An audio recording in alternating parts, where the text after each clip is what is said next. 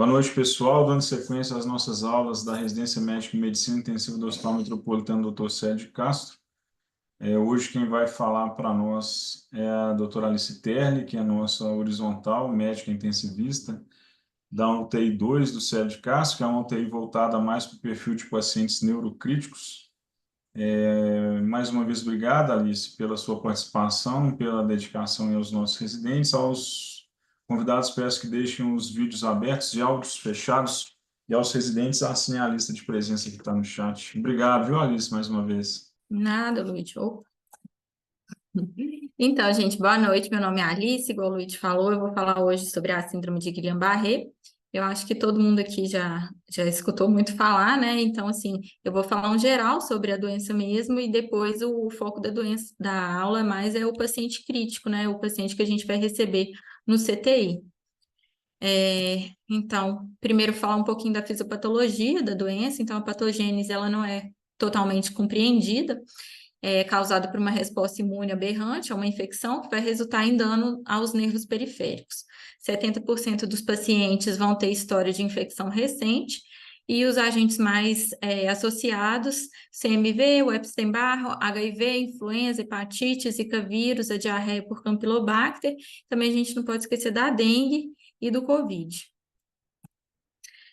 Sobre a epidemiologia, é a causa mais comum de paralisia flácida aguda, é mais frequente em homens do que em mulheres, a incidência vai aumentar com a idade, tem 5% de letalidade, 80% de recuperação em 12 meses e 5% dos pacientes vão evoluir para incapacidade grave. Os subtipos da síndrome de Guillain-Barré, a gente tem a IDP, que é a polirradiculopatia desmielinizante inflamatória aguda, que é a mais clássica, né? Agora, a AMAN e a ANSAN, que são as mais graves. A AMAN é uma neuropatia axonal motor aguda e a ANSAN é a neuropatia axonal sensitivo motor aguda. A síndrome de Miller-Fisher, que é caracterizado pela tríade de ataxia, a reflexia e oftalmoparesia, e a encefalopatia de Bickerstaff, que é oftalmoplegia, ataxia, a reflexia, e o paciente também tem comprometimento do nível de consciência. Sobre a apresentação clínica, então, ela vai apresentar para a gente geralmente com uma perda de força nos membros bilateralmente, ascendente, progressiva e ou associada a déficits sensoriais. O paciente pode ter hipo ou arreflexia, o paciente pode ter paralisia facial ou bulbar, oftalmoplegia, ataxia. A desautonomia também é um sintoma presente em muitos pacientes. O paciente pode ter instabilidade de pressão ou da frequência cardíaca, disfunção pupilar, disfunção intestinal ou vesical. A dor também é muito frequente, ela pode ser de origem muscular, radicular ou neuropática. E normalmente o paciente vai atingir a incapacidade máxima entre 2 a 4 semanas. Então, aqui nessa imagem, eu mostro os padrões sindrômicos, as manifestações clínicas, então, elas podem ser variadas. Vocês conseguem ver minha setinha?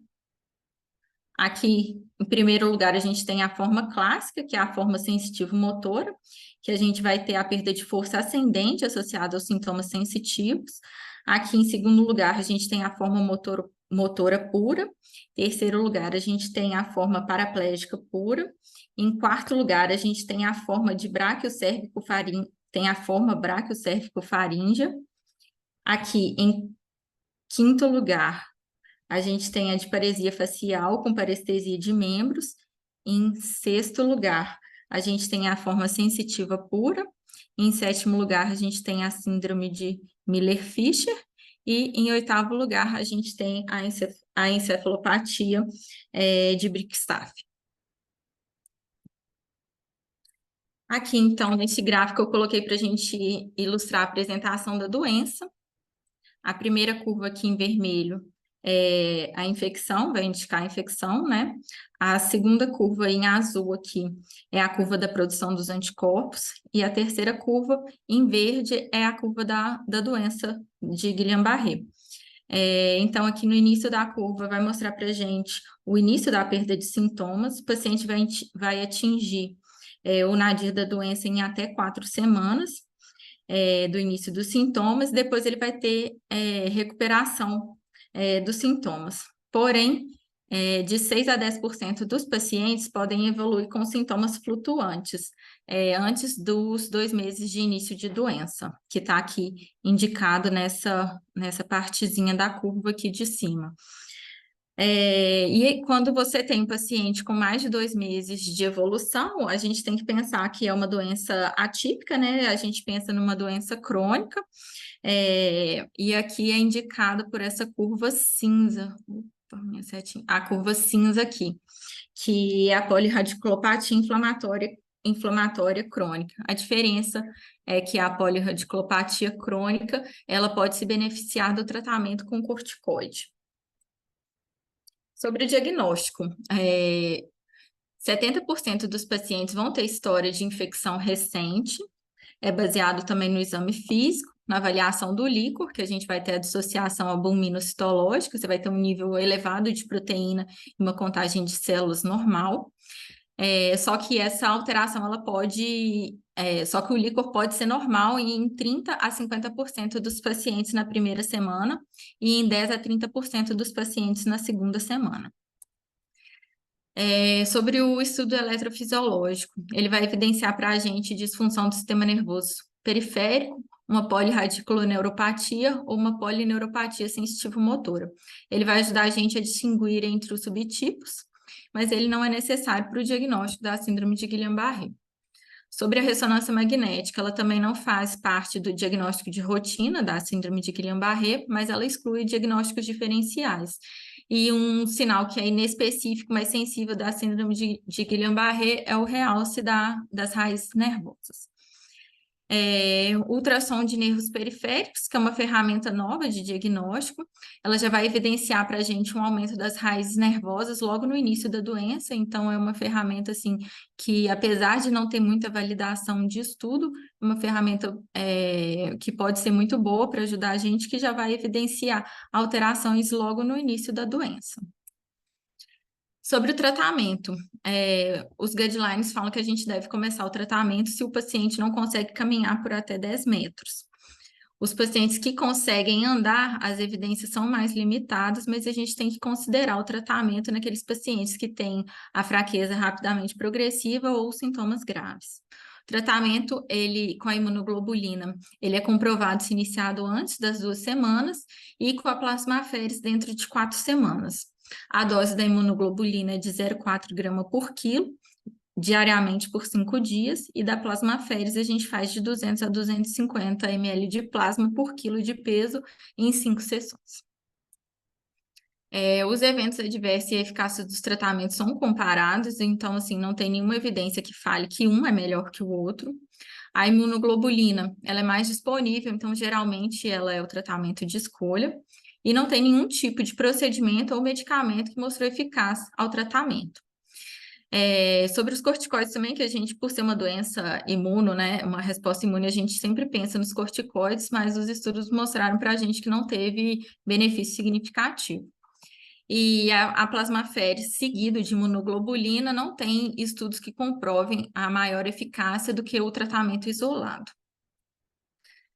40%, mesmo a gente tratando o paciente adequadamente, né, dentro do período, né, o paciente certo, 40% dos pacientes podem não responder à plasmaféres ou à imunoglobulina nas primeiras 4 semanas, mas isso não quer dizer que o tratamento foi ineficaz, porque às vezes se a gente não tivesse usado o tratamento, o paciente poderia ter evoluído com uma progressão maior. Então, tem pacientes que têm progressão da doença dentro de 2 meses após a melhora e a estabilização, que é aqueles pacientes da curva que eu mostrei antes naquele primeiro gráfico, que são os pacientes que têm aqueles sintomas, como é que eu falei? Sintomas flutuantes. E esses pacientes com sintomas flutuantes, eles podem se beneficiar de uma segunda linha de tratamento. Então, ele pode repetir o ciclo completo com a imunoglobulina ou a plasmaféres, mas também a gente não tem muita evidência sobre o benefício dessa segunda linha de tratamento. Agora, mais falando para a parte voltada para o CTI, né? Quando a gente pensar em internar o paciente no CTI, Paciente que tem dificuldade respiratória ou está evoluindo com insuficiência respiratória iminente, né? Isso é bem claro para a gente. Paciente com disfunção cardiovascular grave, arritmia ou variação de pressão, disfunção de deglutição ou reflexo de tosse reduzido e rápida progressão da fraqueza. Então, esses são os nossos pacientes candidatos à internação no CTI. Aqui, então, a gente tem a escala de Egres, que é uma tabela, uma ferramenta de prognóstico para a gente. Ela vai calcular a probabilidade de um paciente de necessitar de ventilação mecânica dentro de uma semana. Então, o que ela vai avaliar? Ela avalia primeiro os dias entre o início da fraqueza e a admissão no hospital. Se maior de 7 dias, o paciente pontua 0. Se de 4 a 7 dias, pontua 1 ponto. Maior que 3 dias, 2 pontos. Se o paciente tem paralisia facial ou bulbar na admissão hospitalar, se ele não tem, ganha 0. Se ele tem, ganha 1 ponto. E também ele avalia a escala de MRC, que é uma escala que é usada para avaliação de força do paciente crítico, né? Se o paciente pontua de 60 a 51, ele tem 0 pontos, de 50 a 41, 1 ponto, de 40 a 31, 2 pontos, de 30 a 21, 3 pontos, menor que 24 pontos. E a escala de Egres, ela é entre 0, ela vai de 0 a 7, né? Os pacientes que pontuam 0 ou 2 pontos são pacientes considerados de baixo risco de evoluir para ventilação, a necessidade de ventilação mecânica, né?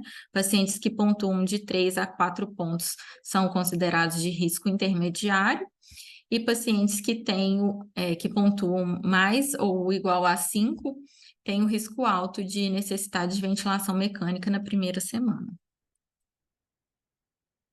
Ups. Agora eu vou falar da monitorização da progressão da doença. Acho que essa é a parte mais importante para a gente no CTI, né? A gente monitorizar o que a gente tem que monitorizar de perto no paciente com síndrome de Guillain-Barré, né? Então, a gente tem que avaliar, em primeiro lugar, a função respiratória, avaliando o uso de musculatura acessória, a contagem espontânea, que a gente pede para o paciente quando ele é considerado de risco, a gente pede para ele contar em uma única respiração de 1 a 19. Quando ele consegue contar até 19 ou menos que isso, ele já é considerado um grande risco para evoluir para insuficiência respiratória e necessidade de ventilação mecânica. A gente avalia a capacidade vital, pressão inspiratória e expiratória, e tem uma regrinha aqui para ajudar a gente a lembrar disso, que é a regra dos 20, 30, 40, que o paciente é considerado em risco de insuficiência respiratória se a capacidade vital for menor que 20, pressão inspiratória máxima menor que 30 e a expiratória menor que 40.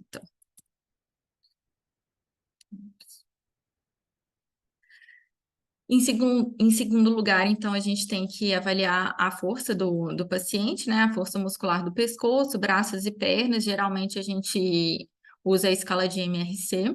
Terceiro lugar, dificuldade de deglutição e de tosse. E em quarto lugar, acompanhar as desautonomias, né? Monitorizar o paciente com eletrocardiografia, frequência cardíaca, pressão arterial, monitorizar a função intestinal e vesical. Aí agora esse fluxograma, eu acho que, não sei se está dando para todo mundo enxergar direitinho, mas esse fluxograma, ele ajuda a gente na avaliação e monitorização dos pacientes com síndrome de Guillain-Barré. Então, a primeira coisa que a gente vai estratificar o paciente é na escala de Egres, aquela escala que eu falei a princípio lá em cima. Aqui nesse fluxograma ele usou a escala modificada. A escala modificada ela vai de 0 a 32, mas não é muito diferente do que eu apresentei em cima, não. Mas como ela é maior, eu quis colocar a reduzida. Então, essa escala vai variar de 0 a 32. Segunda coisa que a gente vai avaliar são os fatores de risco na admissão. Admissão hospitalar, o primeiro ponto aqui, admissão hospitalar com menos de 7 dias do início de sintomas, incapacidade de tossir, essa escala de GBS maior ou igual a 4, a incapacidade de levantar o braço acima da horizontal, fraqueza de flexão do pescoço e função hepática normal. Outro ponto também é o exame clínico. Na avaliação clínica, o que que a gente vai avaliar? Capacidade vital forçada, se for menor que 60% do previsto, a presença de aspiração, né, paciente aspirando secreção, né, e instabilidade hemodinâmica. Aí o paciente ele é considerado de alto risco se ele pontua de 25 a 32, ou se ele tiver mais de 4 a 6 fatores de riscos positivos aqui, ou se ele tiver os sintomas, qualquer ponto positivo na avaliação clínica. Ele é considerado de risco moderado quando ele pontua de 18 a 24 no EGRS, se ele tiver 1 a 3 fatores de risco e avaliação clínica negativa, nenhum desses sintomas. E ele é considerado de baixo ou moderado risco se ele pontua de 0 a 17 no EGRS, se ele tiver de 0 a 6 fatores de risco e avaliação clínica negativa. Agora, a gente vai para a segunda parte aqui do fluxograma. Aqui, os pacientes de alto risco, eles já vão direto para internação no CTI, para monitorização. E os pacientes de risco moderado, o que eles devem ser monitorizados, né? E o que a gente vai monitorizar. É importante a gente acompanhar a capacidade vital forçada. Ele fala para a gente fazer de 3 em 3 horas ou de 4 em 4 horas. O teste da contagem espontânea, a monitorização das desautonomias, exame clínico diário, exames laboratoriais e acompanhar a pontuação do EGRS. Se o paciente tiver a capacidade vital forçada estável, ou se ele estiver melhorando, ele vem aqui para baixo.